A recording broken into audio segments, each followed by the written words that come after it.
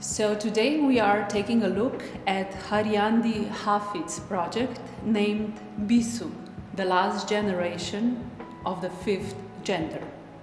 Haryandy is a journalist, photojournalist and documentary photographer based in Makassar, and he is telling us the story about Bugis society, which is based in South Sulawesi, one of the most populated ethnic groups there.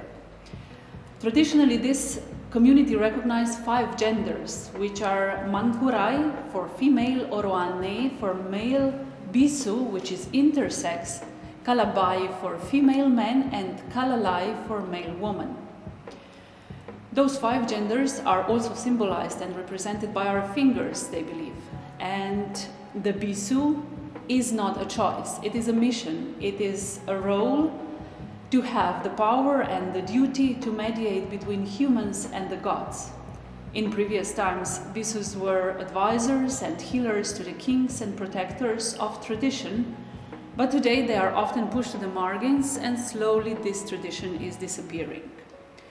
So Haryandy is portraying the last Bisus, more or less, which are still nurturing this tradition, and through those portraits and their stories, we can also open, of course, the question, which is a global question, of having the binary attitudes in European or Western urbanized society about the gender issues, which are here in tradition of Bugis very different and has deep traditional roots.